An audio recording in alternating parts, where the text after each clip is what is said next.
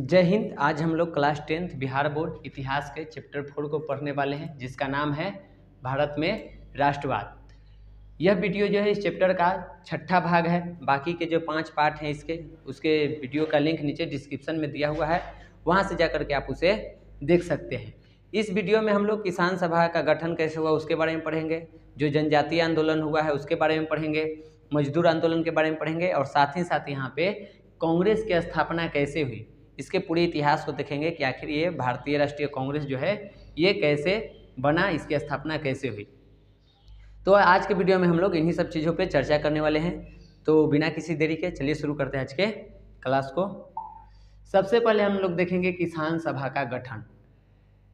जो भी अब तक हमने पीछे के जो भी किसान आंदोलन पढ़े, चाहे चंपारण आंदोलन हो, खेरा आंदोलन हो, मोपला विद्रोह हो या बारदोली आंदोलन हो, जितने भी आंदोलन पढ़े, इन सभी आंदोलनों ने किसानों को अपने अधिकारों के प्रति जागृत किया था, अपने अधिकार के लिए लड़ने के लिए इन लोगों को जगाने का काम किया था और उन्हें अपनी शक्ति का भी आभास कराया गया कि अगर किसान चाहे तो क्या कर सकता है।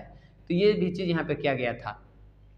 अतः 1920 के दशक में बिहार, बंगाल, उत्तर प्रदेश एवं पंजाब के किसान सभाओं का गठन हुआ। तो ये सब जो जगह हैं, बिहार, बंगाल, उत्तर प्रदेश, पंजाब, इन सभी जगहों पे किसान का सभा बनाया जाता है, किसान सभा का गठन किया जाता है। बिहार में 1922-23 में मुंगेर में शाह मोहम्मद जुबैर के नेतृत्व में किसान सभा का गठन हुआ था। तो जो बिहार में सबसे पहले किसान सभा का गठन अगर देखा जाए तो यहाँ पे 1922-23 के टाइम पे मुंगेर जिले के जो जगह है वहाँ पे शाह मोहम्मद जुबैर के द्वारा किसान सभा का गठन पहले किया गया था, किंतु ये ज़्यादा व्यापक और शक्तिशाली नहीं हो पाया था उस टाइम पे। बाद में बनता है 22 में तो इसकी स्थापना हुई, लेकिन 1928 में जाकर के ये और ज़्यादा बड़ा और ज़्यादा शक्तिशाली बन जाएगा। जो बिहार का किसान सभा का जो गठन हुआ है वो इस टाइम पे क्या हुआ था कि यहाँ पे स्वामी सहजानंद सरस्वती ने बिहटा में और पुनः 1929 में सोनपुर में किसान सभा का विधिवत स्थापना की। ये हमारे सहजानंद स्वामी हैं, सहजानंद सरस्वती इनका पूरा नाम है, स्वामी सहजानंद सरस्वती, उनकी ये तस्वीर है। तो यहाँ पे बताया गया है कि 1922-23 में मुंगेर में शाह मोहम्मद जुबैर नाम के व्यक्ति के नेतृत्व में किसान सभा का गठन हुआ बिहार में। लेकिन ये और व्यापक और शक्तिशाली कब हुआ? 1928 में, जब सहजानंद सरस्वती बिहटा में और 1930 में सोनपुर में किसान सभा का यहाँ पे उसमें जो भी इनका योगदान रहा, जो किसान सभा का स्थापना किए, उससे ये ज़्यादा प्रभावशाली हुआ। अगर यहाँ पे बात करें बिहटा का, तो ये मेरे लिए बहुत ही इम्पोर्टेंट हो जाता है, क्योंकि जो बिहटा है, जो ये यहाँ पे जगह का नाम दिया गया है, ये मेरे ही क्षेत्र में आता है। मेरे गांव से 5-6 किलोमीटर के दूरी पर ये जगह स्थित है।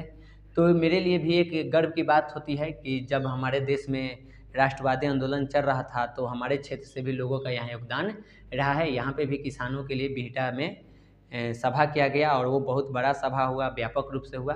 तो मेरे लिए तो ये खास हो जाता है जगह बिहटा, क्योंकि ये मुझसे जुड़ा हुआ है। तो ये सब घटना यहाँ पे हुआ था। स्वामी सहजानंद सरस्वती ने 1929 में सोनपुर में किसान सभा का स्थापना किए थे और 1928 में बिहटा में, और ये बहुत ही व्यापक और शक्तिशाली सिद्ध हुआ था।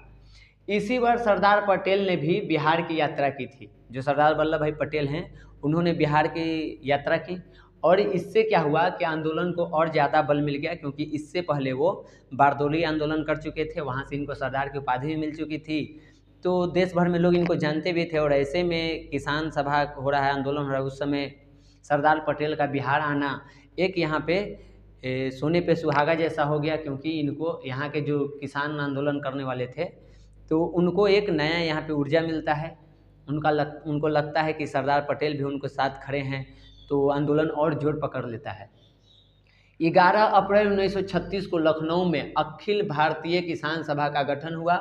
उस समय बिहार में बकासत आंदोलन आरंभ हुआ, जिसे कांग्रेस द्वारा 1937 के अधिवेशन में प्रमुख मांग के रूप में स्वीकार किया गया। तो जब 1936 में अखिल भारतीय किसान सभा का गठन हो रहा था लखनऊ में, उसी समय बिहार में एक आंदोलन चला था जिसको हम लोग बकासत आंदोलन के नाम से जानते हैं। और 1937 में जब कांग्रेस का अधिवेशन होता है तो उसमें इनके मांगों को स्वीकार कर लिया जाता है। कांग्रेस बकासत आंदोलन के मांग को स्वीकार कर लेता है और इसी के साथ किसानों की समस्याएं जो है वो राष्ट्रीय आंदोलन की मुख्य धारा के साथ समाहित हो गया, यानी कि किसानों की जो समस्या है वो राष्ट्रीय आंदोलन के साथ जुड़ जाता है। अब जो किसान है वो राष्ट्रीय आंदोलन के साथ जुड़ जाते हैं, उसमें शामिल हो जाते हैं। उसके बाद है यहाँ पे मजदूर आंदोलन।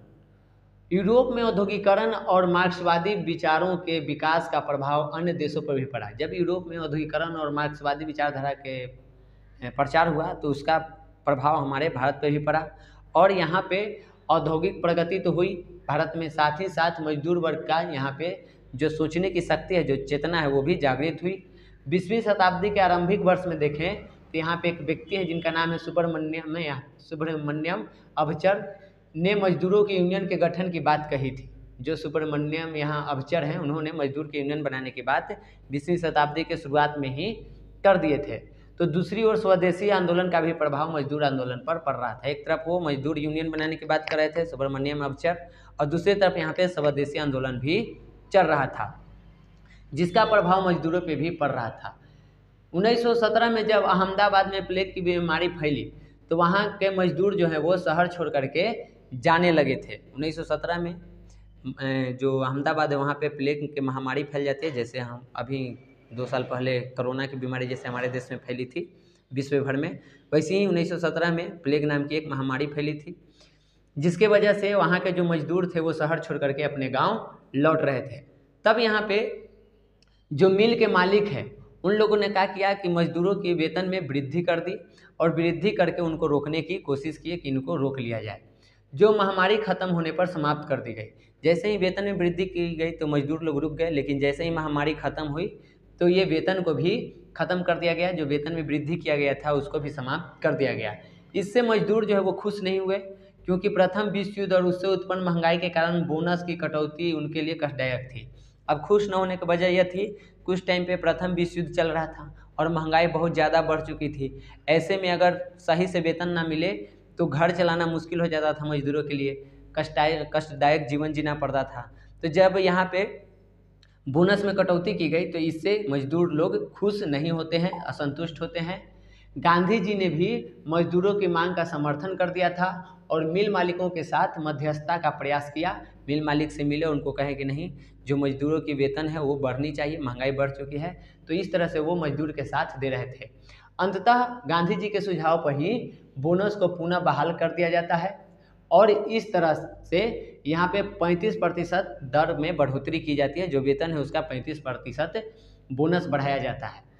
सन 1917 में रूस के क्रांति हुआ था और वहाँ पे जो कम्युनिस्ट इंटरनेशनल है और उसके बाद जो श्रम संगठन है, इसकी भी स्थापना हुई थी और इसकी स्थापना कुछ ऐसी विदेशी घटनाएं से ही हुई थी जिनका प्रत्यक्ष प्रभाव भारतीय राष्ट्रीय आंदोलन एवं मजदूर वर्ग दोनों पर ही पड़ा था। कहने का अर्थ है कि 1917 में जो रूस की क्रांति हो रही थी उसमें मजदूर लोग भी साथ दे रहे थे और यहाँ पे कम्युनिस्ट इंटरनेशनल और श्रम संगठन की भी स्थापना हुआ था और इन सब संगठनों का प्रभाव हमारे भारत के मजदूर पे भी और हमारे भारतीय राष्ट्रीय आंदोलन पे भी पड़ रहा था।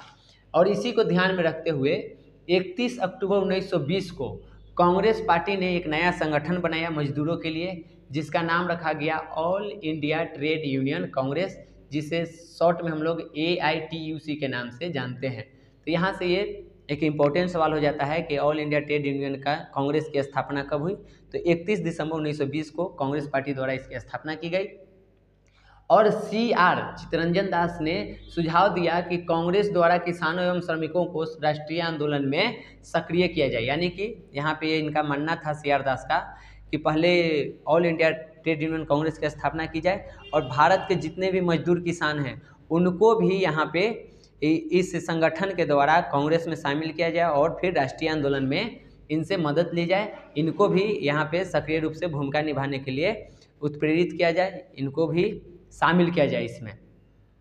तो यहाँ पे इनको शामिल करने के लिए भी यहाँ पे कहा गया था और ये इनकी मांगों का समर्थन भी किया जाए कि किसान की जो मांग है उसका भी समर्थन किया जाए, जो मांग कर रहे हैं उसकी पूर्ति की जाए। ये बात CR दास ने कही थी। कालांतर में वामपंथी विचारों, जो कम्युनिस्ट विचारधारा के थे, की लोकप्रियता ने मजदूर आंदोलनों को अधिक सशक्त बनाया। जो कम्युनिस्ट विचारधारा के लोग थे उनकी जैसे ही लोकप्रियता बढ़ रही थी, जैसे जैसे वो फेमस हो रहे थे, वैसे वैसे यहाँ पे मजदूर आंदोलन और भी मजबूत होते जा रहा था, जिससे ब्रिटिश सरकार की चिंता और बढ़ती जा रही थी। मजदूरों के विरुद्ध दमनकारी उपाय भी किए गए। इस क्रम में मार्च 1929 में कुछ वामपंथी नेताओं के विरुद्ध मेरठ षड्यंत्र के नाम पर देशद्रोह का मुकदमा चलाया गया। तो यहाँ पे वामपंथ यानी जो कम्युनिस्ट विचारधारा के उन्हीं को कहा जाता है। तो कम्युनिस्ट विचारधारा वाले ऐसे भी मजदूर और किसान के लिए ही काम करते हैं। तो जैसे जैसे वो फेमस हो रहे थे, पॉपुलर हो रहे थे, वैसे वैसे यहाँ के किसानों की शक्ति बढ़ रही थी, वो और आंदोलन कर रहे थे, जिससे अंग्रेज की यहाँ पे चिंता बढ़ रही थी। और इसको दबाने के लिए वो कई सारे नियम चलाते हैं। जैसे यहाँ पे है कि मेरठ षड्यंत्र के जुर्म में कुछ यहाँ पे कम्युनिस्ट नेताओं को गिरफ्तार किया जाता है और उन पे देशद्रोह का मुकदमा चला करके उनको जेल भेज दिया जाता है। लेकिन ये घटना 1929 की है। इसी बीच 1930 में गांधी जी ने सविनय अवज्ञा आंदोलन शुरू कर दिए थे, जिससे आरंभ में मजदूरों का समर्थन प्राप्त रहा। तो जैसे ही यहाँ पे वामपंथी नेताओं को जेल डाला गया, उसी टाइम गांधी जी यहाँ पे शुरू कर दिए हैं सविनय अवज्ञा आंदोलन, और मजदूर अब इसका समर्थन कर रहे हैं और इसमें शामिल हो गए हैं। लेकिन 1931 में all India national trade union Congress, Hind मजदूर और यूनाइटेड यूनियन कांग्रेस नामक 3 संगठनों में विभाजित हो गया।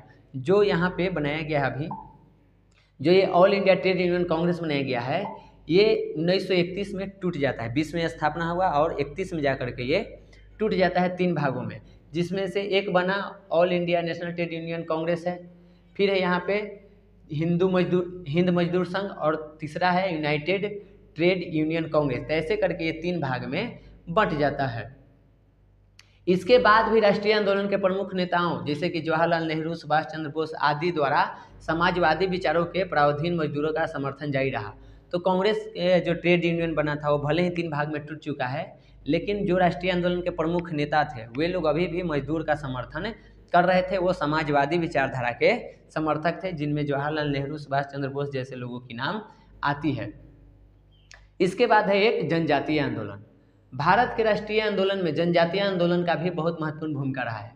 19वीं शताब्दी की तरह ही 20वीं शताब्दी में भी भारत के अनेक भागों में आदिवासी विद्रोह एक अस्थायी तत्व बने रहे। यानी कि 19वीं शताब्दी में तो हुआ ही, हम लोग संथाल विद्रोह, मुंडा विद्रोह, ये सब विद्रोह के बारे में हम बहुत बेहतर तरीके से जानते हैं। 20वीं शताब्दी में भी यहाँ पे जनजातियों का, आदिवासियों का विद्रोह चलते रहा है। अंग्रेज के खिलाफ ये लोग लड़ते रहे हैं। ये विद्रोह भारत के विभिन्न हिस्सों में हुए हैं, जैसे कि दक्षिण भारत के गोदावरी पहाड़ियों में के पुराने यहाँ रंपा विद्रोह में अभी भी अशांति थी, जहाँ 1916 में विद्रोह हुआ। यानी कि 20वीं शताब्दी में देखा जाए तो 1916 में दक्षिण भारत के गोदावरी पहाड़ी में रंपा प्रदेश में, जिसको हम लोग रंपा विद्रोह के नाम से भी जानते हैं, हुआ था। सवाल हमेशा पूछा जाता है कि रंपा विद्रोह कब हुआ, तो रंपा विद्रोह हुआ था 1916 में, दक्षिण भारत में ये जगह है।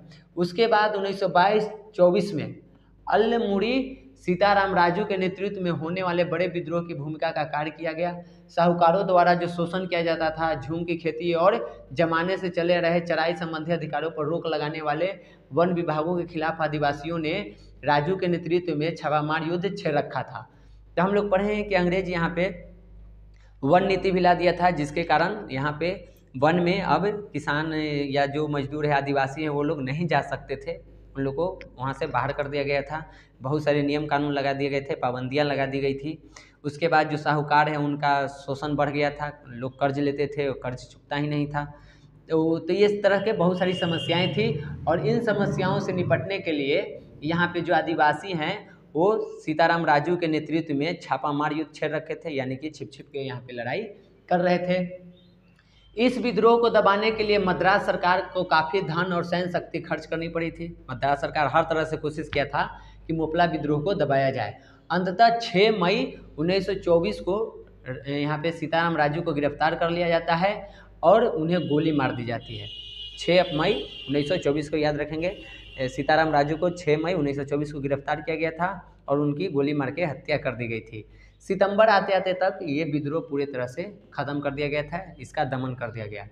ये मई में 6 मई को जो सीताराम राजू को गिरफ्तार होते हैं, और सितंबर आते आते तक ये जो मोपला जो रंपा विद्रोह है वो पूरे तरह से ख़त्म हो जाता है। यहाँ पे जो विद्रोह चल रहा था वो समाप्त हो जाती है इन्हीं के मृत्यु के साथ। उड़ीसा के सामंतवादी रियासत दसपल्ला में अक्टूबर 1914 में खोंड विद्रोह हुआ था। तो यहाँ से भी याद रखेंगे, ये भी सवाल पूछा जाता है कि खोंड विद्रोह कब हुआ था, तो अक्टूबर 1914 में हुआ था।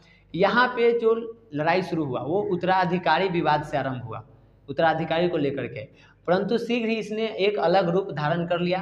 अंग्रेजों को भी यह भय था कि खोंड विद्रोह का विस्तार पूर्वी घाट समूह के दुर्गम पर्वत श्रृंखलाओं के कालाहांडी और बस्तर तक न फैल जाएगा। तो यहाँ पे उत्तराधिकारी को लेकर के चल रहा है, लड़ाई चल रहा है, विवाद चल रहा है, लेकिन अंग्रेज को डर है कि कहीं ये खोंड विद्रोह भी कोई बड़ा विद्रोह न बन जाए और बड़ा न बन जाए, यहाँ पे पूर्वी घाटी सब जगहों तक फैल न जाए। इसलिए अंग्रेजों ने इस विद्रोह को जितना जल्दी हो सके इसको दबाने का कोशिश किया और खोंड के गांवों को जला करके ही नष्ट कर दिया गया, उनको जलाया जाने लगा और पूरे के गांव ही यहाँ पे तबाह किए जाने लगे अंग्रेजों के द्वारा, ताकि ये जो विद्रोह है वो ज़्यादा न फैले। इस विद्रोह ने अंग्रेजों और आदिवासियों के मध्य एक युद्ध का माहौल बना दिया था, जिसके अफवाह ने छोटा नागपुर क्षेत्र के उड़ावों के बीच भी वैसा ही विद्रोह भड़का दिया। परंतु आंदोलन अहिंसक था, किसी तरह के इसमें झगड़ा नहीं हुआ, जो 1914 से 1920 ईस्वी तक चला था। इसका नेता जतरा भगत थे। जो ये आंदोलन चल रहा था इसके नेता जो थे उनका नाम है जतरा भगत। इस आंदोलन में सामाजिक एवं शैक्षणिक सुधार पर विशेष बल दिया गया था, जिसमें एकेश्वरवाद पर बल तथा मांस मदिरा और आदिवासी नृत्यों से दूर रहने की बात की गई थी। तो आंदोलन में ये सब मुख्य रूप से इनकी मांगे थी, इन्हीं सब बातों को रखा गया था। 1920 के गांधीवादी असहयोग आंदोलन का यह आंदोलन एक अभिन्न हिस्सा बन गया था। जो ये आंदोलन चल रहा था अभी यहाँ पे जो जतरा भगत चला रहे थे वो आगे चल के असहयोग आंदोलन के साथ जुड़ जाता है। इधर कांग्रेस के नेतृत्व में भी राष्ट्रवादी आंदोलन का काफ़ी अच्छा प्रभाव जनजातियों पर पड़ रहा था। जो कांग्रेस भी यहाँ पे राष्ट्रवादी आंदोलन जो चला रहा था उसमें जनजातियों का भी अच्छा प्रभाव था, जनजाति भी इसका सपोर्ट कर रहे थे, जिससे वे राष्ट्रीय आंदोलन में शामिल होते जा रहे थे। तो जनजाति भी, आदिवासी भी राष्ट्रीय आंदोलन में शामिल हो रहे थे। 1917 में मयूरभंज के संथालों ने एवं मणिपुर में थोडोई कुकियों ने विद्रोह कर दिया। 2 वर्षों तक छापामार युद्ध चलता रहा। इसमें पोथांग प्रथा, जिसमें बिना मजदूरी के अधिकारियों के सामान उठाने के लिए आदिवासियों को बाध्य किया जाता था, सरकार द्वारा झूम की खेती पर प्रतिबंध लगाए जाने की शिकायतें भी प्रमुख कारक सिद्ध हुए। तो यहाँ पे जो विद्रोह शुरू हुआ 1917 के बाद, तो यहाँ पे जो एक प्रथा था जिसको नाम है पोथांग प्रथा में ये था कि आदिवासी को यहाँ पे मजबूर किया जाता था कि आपको जो भी अधिकारी हैं, अंग्रेज हैं, उनके वहाँ मजदूरी करनी है। आपको मन हो अथवा न हो, उनका सामान उठाना है, उनके यहाँ आपको मजदूरी करनी है और उसका कोई मजदूरी आपको नहीं मिलेगा, यानी कि आपको काम करना है, पैसा नहीं मिलेगा। तो इस वजह से यहाँ पे इन लोगों ने विद्रोह शुरू कर दिया था। साथ ही साथ यहाँ पे जो झूम के खेती पर सरकार के द्वारा प्रतिबंध लगाया गया था, उसके खिलाफ भी ये लोग यहाँ पे आंदोलन कर रहे थे। आगे देखें, जब गांधी जी 1930 में सविनय अवज्ञा आंदोलन करते हैं तो उस दौरान भी पश्चिम उत्तर सीमा के प्रांत के जनजातियों में तीव्र राष्ट्रवादी भावना देखी गई थी, यानी कि इस तरफ के भी लोग, जो पश्चिम उत्तर के जो लोग हैं, उन लोगों ने भी सविनय अवज्ञा आंदोलन में बढ़ चढ़ के भाग लिया था और इसमें गांधी जी के सविनय अवज्ञा आंदोलन में उन्होंने महत्वपूर्ण भूमिका निभाई थी। इसी प्रकार भारत छोड़ो आंदोलन के दौरान भी दक्षिणी बिहार में आदिवासियों के बीच जबरदस्त राष्ट्रीय चेतना उभरी थी, यानी कि देश में जब जब यहाँ पे आंदोलन होते रहा है तब तब यहाँ पे इसमें एक नाम नहीं आया है जिनका नाम है गिंडालियू। हम लोग को 8 क्लास में पढ़ना है कि जलियांगरोंग जो आंदोलन हुआ था उसमें जादो नांग और उनकी एक चचेरी बहन थी जिनका नाम था गिंडालियू। तो इन लोगों ने मिल करके वहाँ पे आंदोलन छेड़ा था और जब सविनय अवज्ञा आंदोलन चल रहा था तो जादो नांग को तो फांसी दे दिया गया था, लेकिन जो गिंडालियू थी वो गांधी जी के सविनय अवज्ञा आंदोलन के साथ जुड़ करके यहाँ पे अपना जलियांगरोंग आंदोलन को भी चलाई थी। इस तरह से वो राष्ट्रवादी आंदोलन में महत्वपूर्ण भूमिका निभाई थी। तो यहाँ पे देखा गया है कि जब जब यहाँ पे मौका मिला है, जनजातियों ने, आदिवासियों ने भी राष्ट्रवादी आंदोलन में, राष्ट्रवादी जो भी आंदोलन चल रहे थे उसमें अपना जितना हो सका है महत्वपूर्ण भूमिका निभाया है, आंदोलन में साथ दिया है। अब हम लोग यहाँ पे पढ़ेंगे जो भारतीय राजनीतिक दल हैं, 4-5 हम लोग को राजनीतिक दल के बारे में पढ़ना है, उसके बारे में। तो आज हम लोग यहाँ पे भारतीय राष्ट्रीय कांग्रेस की जो पूरा इतिहास है, कैसे इसकी स्थापना है, उसी को हम लोग देखेंगे। उसके पहले हम लोग यहाँ देख लेते हैं कुछ चीज़ों की, जो संगठन है उसकी स्थापना हुई है। तो दिया हुआ है लैंड होल्डर सोसाइटी की स्थापना 1838 में हुई थी। बंगाल ब्रिटिश इंडियन एसोसिएशन की स्थापना 1943 में। ईस्ट इंडिया एसोसिएशन के 1866 में। इंडियन एसोसिएशन 1876 में। पूना सार्वजनिक सभा 1870 और यहाँ पे इंडियन लीग की स्थापना 1875 और मद्रास महाजन सभा की यहाँ पे 1884 में स्थापना हुई थी। अब हम लोग यहाँ पे देखेंगे भारतीय राष्ट्रीय कांग्रेस के पूरे इतिहास को कि इसकी स्थापना कैसे हुई। भारतीय राष्ट्रीय आंदोलन की शुरुआत 19वीं शताब्दी के अंतिम चरण में हुआ, क्योंकि अगर देखा जाए तो 1857 की जो क्रांति हुई उसमें भारतीयों की हार हो जाती है और एक बहुत बड़ा मुद्दा बन जाता है कि हम लोग युद्ध क्यों हारे। और तब जाकर के 1885 से माना जाता है कि 1885 में कांग्रेस की स्थापना हुई है।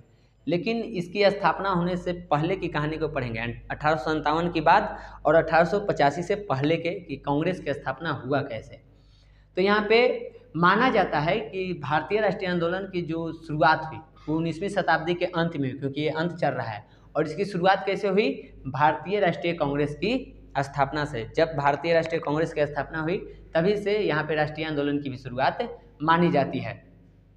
यह संस्था भारत की पहली अखिल भारतीय राजनीतिक संस्था थी। जो राष्ट्रीय कांग्रेस की स्थापना हुई है वो भारत का पहला ऐसा राजनीतिक संस्था था जो पूरे भारत के लिए था। इसकी स्थापना के बाद से ही भारतीय राष्ट्रीय आंदोलन को एक नई दिशा और एक नई गति मिली थी। तो इसका ये योगदान रहा है। हालांकि यह कोई अप्रत्याशित घटना नहीं थी। इसके पूर्व भारत में आधारभूत संरचनाओं के विकास, आधुनिक शिक्षा पद्धति के प्रसार, समाचार पत्र के विकास, धार्मिक सुधार आंदोलन, मध्यवर्गीय बुद्धिजीवियों का उत्थान एवं यूरोप में चलने वाले राष्ट्रीय आंदोलनों ने भारतीयों में राष्ट्रीय चेतना जागृत करने में महत्वपूर्ण भूमिका निभाई थी। इसी परिप्रेक्ष्य में भारत में क्षेत्रीय स्तर पर कई संगठन भी स्थापित हो चुके थे। तो देखिए दिया हुआ है कि भारतीय राष्ट्रीय कांग्रेस की जो स्थापना हुई उसी के बाद राष्ट्रीय आंदोलन की शुरुआत होती है। लेकिन पूर्णतः नहीं कर सकते हैं, इसके पहले भी लोग जागृत थे लेकिन इतना ज़्यादा जागृत नहीं थे, क्योंकि इससे पहले बहुत सारे चीज़ हो चुका था। जैसे कि आधुनिक शिक्षा पद्धति जो है था उससे या हमारे देश के बहुत सारे लोग फ्रांस की क्रांति, अमेरिका की स्वतंत्रता संग्राम, ब्रिटेन की, हर जगह के देश के पढ़ चुके थे। ब्रिटेन हो, रूस हो, हर जगह की क्रांति को पढ़ चुके थे और वहाँ से सीख चुके थे। इसके अलावा इस टाइम पे समाचार पत्र की भी स्थापना हो चुकी थी। लोग समाचार पत्र के माध्यम से सरकार के नीतियों को भी दिखा रहे थे। उनके द्वारा जो दमन चक्र चलाया जा रहा था उसके बारे में बता रहे थे। समाज में बहुत सारे मध्यम वर्गीय पढ़े लिखे लोग हो गए थे, बुद्धिजीवी लोग हो गए थे। उसके बाद यूरोप में जो भी राष्ट्रीय आंदोलन चला था उससे भारतीय लोग सीख रहे थे। तो कई सारी घटनाएं हो रही थी और इन घटनाओं के साथ ही क्षेत्रीय स्तर पर कई सारे संगठनों की भी स्थापना हो रही थी। लेकिन समस्या ये था कि कोई पूरे देश को एक में जोड़ सके ऐसा कोई संगठन की स्थापना नहीं हुआ था। और तब जाकर 1885 में कांग्रेस की स्थापना होती है। उसके पहले बहुत सारे क्षेत्रीय संगठन यहाँ पे हैं।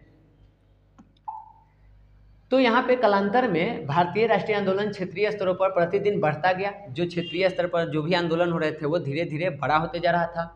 प्रारंभ में ये आंदोलन शिक्षित मध्यम वर्ग तक रहा, जो पढ़े लिखे लोग थे वही किए, परंतु आगे चल करके भारतीय वर्गों के सहानुभूति इसे प्राप्त होने लगी, यानी कि भारत के सभी लोग इसका समर्थन करने लगे। इसी समय इंडियन एसोसिएशन द्वारा रेंट बिल का विरोध किया जा रहा था। साथ ही यहाँ पे लिंटन द्वारा जो प्रेस अधिनियम लाया गया था और जो सशस्त्र अधिनियम लाया गया था, भारतीयों द्वारा इसका भी ज़बरदस्त विरोध किया जा रहा था। जो इस टाइम पे वर्नाक्युलर प्रेस एक्ट आया है उन्हीं सब की चर्चा हो रही है। तो इन सब का यहाँ पे ज़बरदस्त विरोध किया जा रहा था। भारतीय इसका ज़बरदस्त विरोध कर रहे थे, जिसके कारण सरकार को प्रेस अधिनियम वापस लेना पड़ा था। जब विद्रोह हुआ था इसका प्रेस अधिनियम का तो सरकार को उसको वापस भी लेना पड़ा था। लेकिन अभी भी कोई ऐसा राजनीतिक पार्टी नहीं था जो पूरे भारत को एक में जोड़ सके, ऐसा कोई संगठन ही नहीं था। फिर भी यहाँ पे जो विजयी भारतीय थे, जब प्रेस अधिनियम वापस लिया गया तो एक तरह से यहाँ पे भारतीय जो राष्ट्रवादी आंदोलन करने वाले लोग थे उनकी विजय हुई। और तब इन भारतीय राष्ट्रवादियों के लिए एक मार्ग प्रशस्ति का काम किया गया कि चलिए यहाँ पे हम लोग जब एक होकर लड़े, छोटा मोटा ही संगठन था, क्षेत्रीय संगठन ही था, लेकिन जब लड़े सरकार झुकी तो इनके लिए एक नया रास्ता मिला। उन्हें लगने लगा कि संगठित होना अति आवश्यक है। जब लोग एक होकर के सरकार के खिलाफ बोले तो सरकार को अपना नियम वापस लेना पड़ा, और तब इन लोगों को ये एहसास हुआ कि हम लोग अगर एक हो जाएं, संगठित हो जाएं, तब हम लोग सरकार पे दबाव डाल सकते हैं। इसी टाइम पे रिपन के काल में एक बिल आया था जिसका नाम है इल्बर्ट बिल, और इल्बर्ट बिल में था, पीछे हम लोग पढ़े हैं कि जिस तरह से भारतीयों का यहाँ पे केस की सुनवाई, मुकदमे की सुनवाई यूरोपीय गवर्नमेंट, यूरोपीय जज करते हैं, न्यायाधीश करते हैं, उसी तरह से अगर यूरोपीय भी है तो उसका भारतीय जज कर सकता है। भारतीयों का केस भारतीय लड़ेगा, यूरोपीय का यूरोपीय लड़े, नहीं तो अगर भारतीय का यूरोपीय जज लड़ रहा है केस, उसका सुनवाई कर रहा है, तो यूरोपीय लोगों का भी जो केस होगा वो भारतीय जज सुनवाई करेंगे, जो कि पहले से नहीं था। तो इल्बर्ट बिल में यही लाया गया था, जिसका यूरोपीय लोगों ने बहुत ज़बरदस्त यहाँ पे संगठित होकर के विरोध किया कि इल्बर्ट बिल नहीं आना चाहिए, यूरोपियों के मुकदमा का सुनवाई कोई भारतीय नहीं कर सकता है। तो इस तरह से जब यहाँ पे विद्रोह किया गया यूरोपियों के द्वारा, तो इल्बर्ट बिल को वापस ले लिया गया था। तो यहाँ से भारतीय राष्ट्रवादियों को भी एक कारण मिल गया संगठित होने का, कि अगर वे लोग संगठित होकर के ये नियम लगा सकते हैं, वापस ले सकते हैं, तो हम भी संगठित होकर क्यों नहीं कर सकते हैं। तो यहाँ से भी इनको प्रेरणा मिलती है, यहाँ से भी ये लोग एक होते हैं। और तब जाके 1883 ईस्वी के दिसंबर 1883 ईस्वी में इंडियन एसोसिएशन ने के जो सचिव हैं आनंद मोहन बोस, उन्होंने कलकत्ता में नेशनल कॉन्फ्रेंस नामक एक अखिल भारतीय संगठन का सम्मेलन बुलाया, जिसका उद्देश्य बिखरे राष्ट्रवादी शक्तियों को एकजुट करना था। क्या होता है कि जब ये सारी घटनाएं होती है तो 1883 में जो इंडियन एसोसिएशन के सचिव हैं आनंद मोहन, वो कलकत्ता में एक मीटिंग रखते हैं, और जितने भी भारतीय संगठन के लोग हैं उन सभी को एक साथ यहाँ पे बुलाया जाता है, ताकि सभी राष्ट्रवादी शक्तियों को एक करके सरकार पे दबाव डाला जाए। लेकिन दूसरे तरफ एक और व्यक्ति था जो कि ब्रिटिश अधिकारी था और अभी रिटायर्ड है, उसका नाम है एलन एक्ट्रोविजन ह्यूम, जिसको हम लोग ए ह्यूम के नाम से भी जानते हैं। तो एक तरफ हैं आनंद मोहन बोस, जो कि कलकत्ता में नेशनल कॉन्फ्रेंस बुला रहे हैं, पूरे राष्ट्रवादी लोगों को एक साथ जोड़ रहे हैं। दूसरे तरफ एक रिटायर्ड ब्रिटिश अधिकारी हैं जिनका नाम है ए ह्यूम। इन्होंने भी यहाँ पे इसी दिशा में अपना प्रयास शुरू किए और 1884 में भारतीय राष्ट्रीय संघ की स्थापना की। यहाँ पे हम इस चीज़ को ध्यान रखेंगे, ये जो 1884 में भारतीय राष्ट्रीय संघ है, इसको ध्यान में रखेंगे, इसकी स्थापना की गई। इसके बाद पूरे वर्ष जो ए.ओ. ह्यूम है, भारतीय नेता एवं भारत के वायसराय डफरिन से इस संबंध में विचार विमर्श करते रहे। इन्हें ब्रिटिश पार्लियामेंट्री कमेटी का भी समर्थन प्राप्त था। तो पहले जो ए.ओ. ह्यूम है वो 1884 में भारतीय राष्ट्रीय संघ की स्थापना करते हैं, और उसके बाद जितने भी भारत के राष्ट्रवादी नेता हैं उन सबसे मिलते हैं, विचार विमर्श करते हैं। उस समय जो वायसराय हैं डफरिन, उनसे बात करते हैं। उसके बाद पार्लियामेंट कमेटी से भी इनको समर्थन प्राप्त है। ये सब बात चल रही है किसके लिए? कांग्रेस की स्थापना के लिए।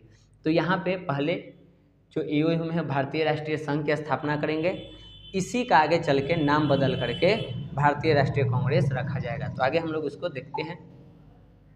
अंततः 25 से 28 दिसंबर 1885 को पूना में भारतीय राष्ट्रीय संघ का बैठक प्रस्तावित हुआ। यहाँ पे बैठक होगा, लेकिन दुर्भाग्यवश हुआ क्या कि पूना में उस टाइम प्लेग फैल गया, और प्लेग फैलने के कारण वहाँ पे ये बैठक नहीं हो पाया, और पूना से इसका ट्रांसफ़र कर दिया गया दूसरे जगह कि पूना में इसकी बैठक नहीं होगी। और तब यह बैठक गोकुल दास तेजपाल संस्कृत कॉलेज बम्बई में सोमवार 28 दिसंबर 1885 को होगा। यानी कि जो बैठक पूना में होने वाला था 25 से 28 के बीच, प्लेग फैलने के कारण वो पूना में न होकर के बम्बई में हुआ, मुंबई जिसे आज हम कहते हैं। और मुंबई में कहाँ हुआ? तो वहाँ पे एक कॉलेज है जिसका नाम है गोकुल दास तेजपाल संस्कृत कॉलेज। तो यहीं पे सोमवार का दिन था 28 दिसंबर को, यहाँ पे इसकी बैठक होती है। और यहीं पे भारतीय राष्ट्रीय संघ का ये जो संगठन है, इसका नाम बदल कर अखिल भारतीय राष्ट्रीय कांग्रेस कर दिया जाता है। यानी कि कांग्रेस का पहले नाम था भारतीय राष्ट्रीय संघ, तो इसी का नाम बदल के 25 दिसंबर 1885 को अखिल भारतीय राष्ट्रीय कांग्रेस नाम रख दिया जाता है। यह कांग्रेस शब्द उत्तरी अमेरिका के इतिहास से लिया गया है, जिसका अर्थ है लोगों का समूह। हम लोग अगर याद करें अमेरिका के इतिहास, तो अमेरिका की जो संसद है उसका भी नाम कांग्रेस है। कांग्रेस का मतलब होता है, अगर उसका अर्थ निकाले तो होता है लोगों का समूह। और वहीं से कांग्रेस नाम के शब्द को लिया गया है। आज के अगर डेट में देखें तो लगभग सभी देश में कांग्रेस नाम की एक पार्टी है। अगर एशिया में देखें तो खास करके यहाँ पे एक पार्टी बनी हुई है। तो यहाँ अमेरिका के इतिहास से कांग्रेस शब्द को लिया गया है, जिसका अर्थ होता है लोगों का समूह। इस बैठक की अध्यक्षता व्योमेश चंद्र बनर्जी ने की थी। ये भी सवाल पूछा जाता है कि कांग्रेस के प्रथम अध्यक्षता किसने की थी बैठक की, तो वह हैं व्योमेश बनर्जी, इन्होंने की थी। और इसमें कुल 72 सदस्य शामिल हुए थे। 72 लोग ही पहले कांग्रेस के स्थापना के टाइम इसमें शामिल हुए थे। इनका कुछ उद्देश्य था जो इस तरह से यहाँ पे दिए हुए हैं। पहला था कि भारत के विभिन्न क्षेत्रों में राष्ट्रीय हित में काम से जुड़े लोगों के संगठनों के बीच एकता की स्थापना का प्रयास करना है। जो भी लोग हैं जो भारत की आज़ादी के लिए लड़ रहे हैं, इस राष्ट्रीय हित के लिए काम कर रहे हैं, उन सभी संगठनों को, छोटे छोटे संगठनों को, सबको एक साथ कांग्रेस के साथ जोड़ना है। उसके बाद देशवासियों के बीच मित्रता और सद्भावना का संबंध स्थापित करके धर्म, वंश, जाति और प्रांतीय विद्वेष को समाप्त करना है। जो देश में धर्म, वंश, जाति, स्थानीय क्षेत्रवाद ये सब चल रहा है, उसको ख़त्म करके लोगों में एकता लाना है, मित्रता लाना है, बंधुत्व को स्थापित करना है।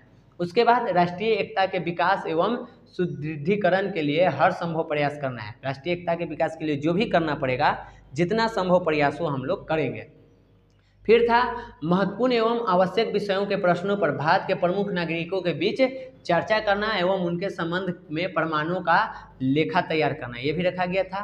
पांचवा है प्रार्थना पत्रों और स्मार पत्रों द्वारा वायसराय और उनकी काउंसिल में सुधार हेतु प्रयास करना। अगर कोई सरकार कुछ नियम लेकर आता है तो हम लोग प्रार्थना पत्र लिख करके वहाँ पे सरकार को उसमें सुधार करने की बात करेंगे। तो ये सब उद्देश्य था कांग्रेस का कि इन सब चीज़ों को हमें प्राप्त करना है। उसके बाद राष्ट्रीय आंदोलन करेंगे और तब जा करके देश आज़ाद होगा। तो एक लंबा प्रक्रिया था, एक लंबा यहाँ पे इतिहास था, इनका लंबा सफ़र तय करना था।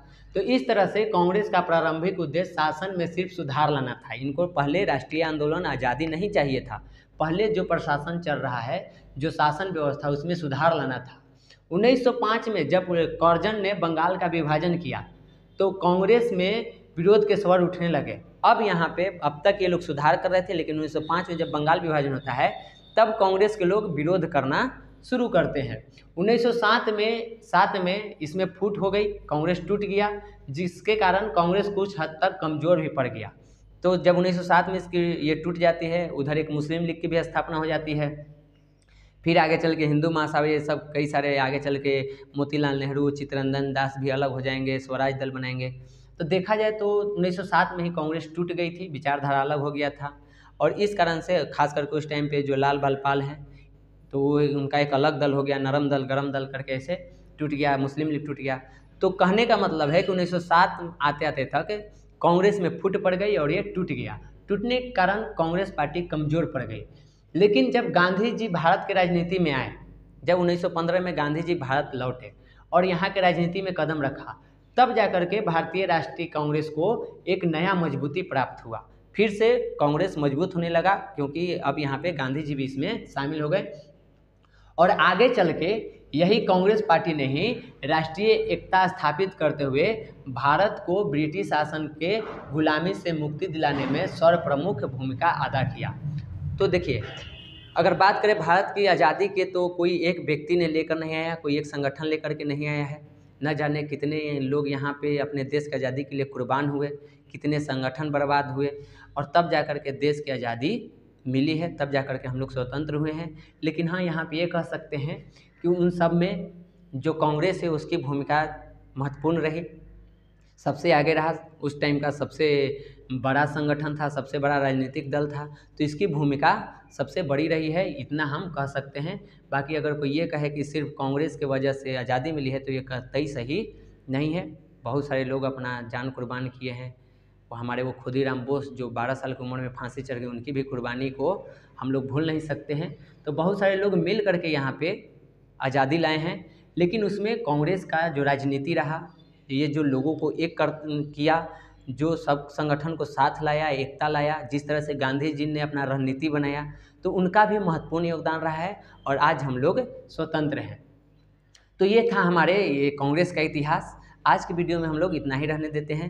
अगला जो वीडियो आएगा उसमें हम लोग और बाकी के जो कांग्रेस के तो हम लोग पढ़ लिए, जो कम्युनिस्ट पार्टी है, स्वराज दल है, मुस्लिम लीग है, और उसके बाद जो RSS है, उन सभी के बारे में चर्चा करेंगे। इतना ही हमारे टॉपिक में बचा हुआ है। कोशिश करेंगे कि अगला जो वीडियो है उसमें इस पूरे को कवर करके इस चैप्टर को समाप्त किया जाए। तो आज के लिए हम लोग इतना ही रहने देते हैं, मिलते हैं अगले वीडियो में। तब तक के लिए जय हिंद।